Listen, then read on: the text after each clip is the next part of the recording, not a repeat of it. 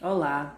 No nosso vídeo vamos falar um pouco sobre este livro, Medo e Ousadia, escrito por Paulo Freire e Ira Shor em 1987. Trata-se de um livro dialogado e foi proposto por Ira a Paulo Freire. Ira expõe no livro uma série de perguntas que de fato foram feitas aos dois autores sobre a educação libertadora e que ao longo do livro serão debatidas. O livro traz o formato de uma entrevista e neste breve vídeo vamos encenar a entrevista entre Freire e Ira. Para quem ainda não conhece, esse aqui é Paulo Freire. E aqui em cima são os dois juntos, ó. O Ira e o Freire. Pensar sobre a educação libertadora, a natureza dela como um ato político, as possibilidades e os seus limites, a relação dela com a transformação social, a importância do trabalho do professor na escola, a necessidade de atuação no nível pedagógico da educação formal e informal, são pontos de reflexões contidos no livro. Quem nunca ouviu falar ainda dessa tal de educação libertadora? Pois bem, nesse vídeo vai acontecer uma encenação entre Ira e Freire. E vamos ver se a gente entende melhor. Simbora? Preparamos uma série de questões levantada por professores que se interessam na mudança social. Como enfrentar a recriação da escola e da sociedade? O que é educação libertadora? Como o professor pode se transformar em um educador libertador? A questão para você e para mim é se seremos capazes de introduzir neste diálogo os possíveis leitores desta conversa.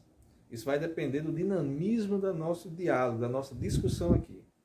Então, Freire, você diz então que o rigor não é uma coisa permanente ou universal?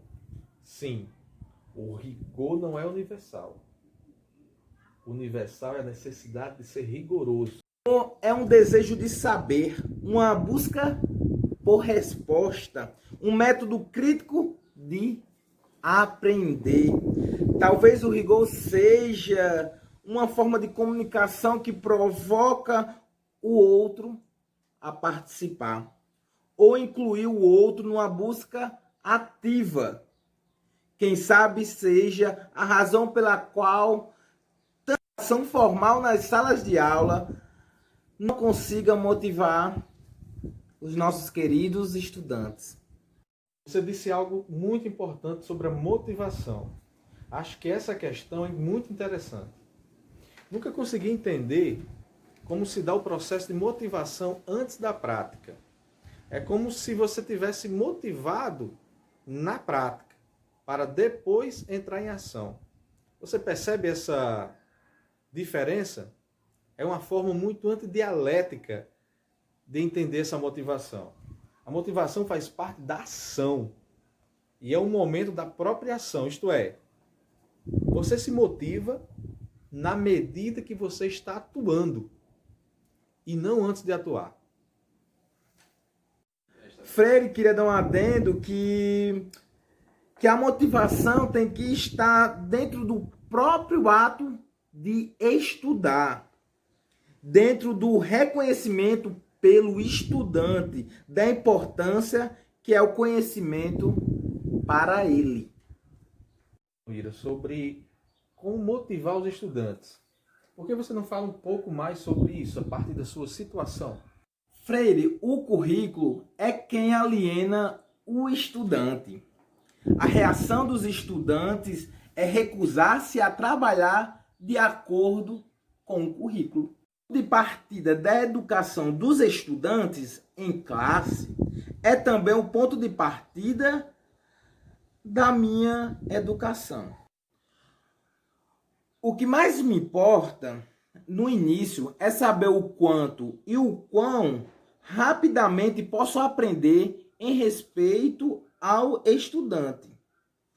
Outra coisa, Ira, que é dita aos professores, que é o ensino, não tem nada a ver com a pesquisa, com a produção de conhecimento. Por causa disso, há um mito que se diz que o professor que não pesquisa não tem privilégio. Como se orientar um seminário ou produzir um trabalho em grupo não tivesse uma importância alguma. Como se o professor não estivesse executando uma pesquisa no ato de se reunir em grupo, no ato de conversar com o aluno. Quando penso em passar 3 horas com um grupo de estudantes discutindo, por exemplo, a natureza política da educação, isso é um ato de pesquisa. Então, se isso não é pesquisa, eu não entendo mais nada. E errado não tá, né, gente? Se Paulo Freire não entende, quem sou eu para entender? Outra parte do problema é a hierarquia política do conhecimento. Um determinado conhecimento é mais valorizado do que o outro. Se vocês concordam com eles dois, dá um like. E se não concorda? Se não concorda, aí deixa aí um comentário e diga a gente por que não concorda. E aí, existe mesmo uma política onde um conhecimento é mais valorizado que o outro? Diga aí, galera das exatas, galera das humanas, é isso mesmo? Além de um ato de conhecimento, a educação também é um ato político. E ainda digo mais, não existe pedagogia neutra, gente. Vamos falar, Ira, da ideologia dominante. Ou seja, essa ideologia dominante, ela vive dentro de nós e também controla a sociedade fora de nós.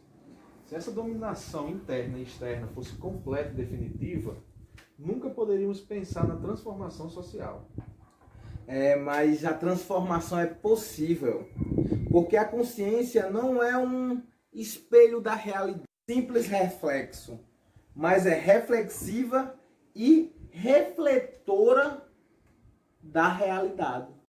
Termino nosso trabalho dizendo que, enquanto seres humanos conscientes, nós podemos descobrir o quanto somos influenciados pela ideologia dominante e podemos distanciar-nos da nossa época. Podemos aprender, portanto, como nos libertar através da luta política na sociedade.